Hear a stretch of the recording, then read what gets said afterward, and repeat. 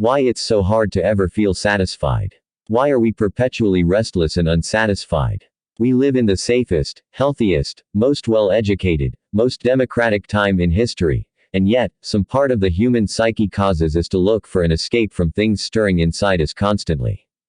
As the 18th century poet Samuel Johnson said, "My life is one long escape from myself." Me too, brother. Me too. The truth is, we're not wired to feel content or satisfied. Ever. There's a simple reason for that. As expressed by researchers for the Review of General Psychology, if satisfaction and pleasure were permanent, there might be little incentive to continue seeking further benefits or advances. In other words, feeling contented wasn't good for the species. Our ancestors worked harder and strove further because they evolved to be perpetually perturbed, and so we remain today. The 4 components of dissatisfaction. 4 psychological factors make satisfaction temporary. The first is boredom. The lengths people will go to avoid boredom are shocking. Literally. A 2014 study published in Science observed participants who were asked to sit in a room and think for 15 minutes. The room was empty except for a device that allowed participants to mildly but painfully electrocute themselves. Why would anyone want to do that? You might ask. When asked beforehand, every participant in the study said they would pay money to avoid being shocked.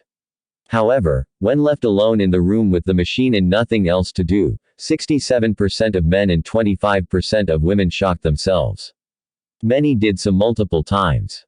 The study demonstrated that people dislike being alone with their thoughts so much that they'll prefer to do anything else, even if that activity is negative.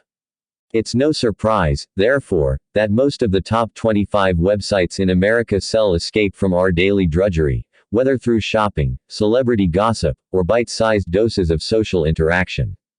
The second psychological factor driving us is negativity bias. It's been defined as a phenomenon in which negative events are more salient and demand attention more powerfully than neutral or positive events. As the author of one study concluded, it appears to be a basic, pervasive fact of psychology that bad is stronger than good. Such pessimism begins very early in life.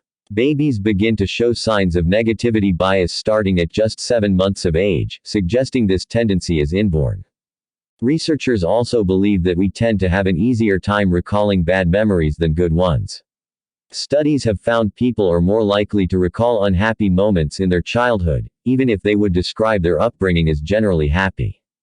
Negativity bias almost certainly gave us an evolutionary edge. Good things are nice, but bad things can kill you. That's why we pay attention to the bad stuff first and remember it better. Useful for the species, but what a bummer. The third factor is rumination, our tendency to keep thinking about bad experiences.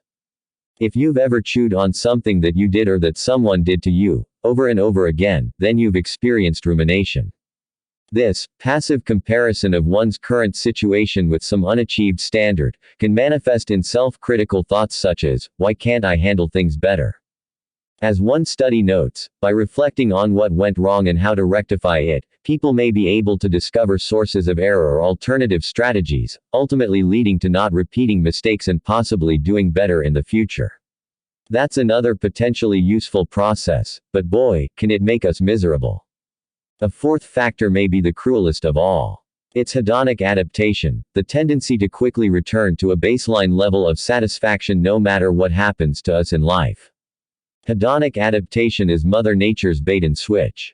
All sorts of life events we think would make us happier actually don't, or at least, not for long. As David Myers writes in The Pursuit of Happiness, every desirable experience, passionate love, a spiritual high, the pleasure of a new possession, the exhilaration of success, is transitory. Of course, as with boredom, negativity bias, and rumination, there are evolutionary benefits to hedonic adaptation. As the author of one study explains, as new goals continually capture one's attention, one constantly strives to be happy without realizing that in the long run, such efforts are futile. Taken together, these 4 components add up to a lot of dissatisfaction in life, even if your circumstances are truly great. Humans may be wired to pursue happiness, but we're not too well equipped to experience it. Can we cue the sad trombone music now? Is futility our fate? No. Dissatisfaction is not defeat. If you find yourself feeling unhappy with life, that doesn't mean you've been defeated. The takeaway here is that if you're unhappy, you're normal. Dissatisfaction is responsible for our species' advancements, and if you never felt it, you'd be at a serious disadvantage. Discontent is not a reason to give up on success. Rather, it's a reason to introduce the opportunity for frequent and meaningful victories into your life. It's important to understand that struggle and hard times are just part of being human. High achievers push themselves through the discomfort and discontent rather than trying to escape it with distraction. Every day is a chance to live according to your values, which I define as attributes of the person you want to be. Living out your values means spending your time purposefully on the things that you decide are important. You can do this, very concretely, if you build your values into your calendar. That means scheduling time for what matters most.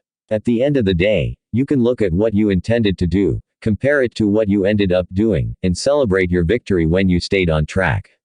When you live up to your values, instead of distracting yourself from feeling discomfort and discontent, you become indistractable.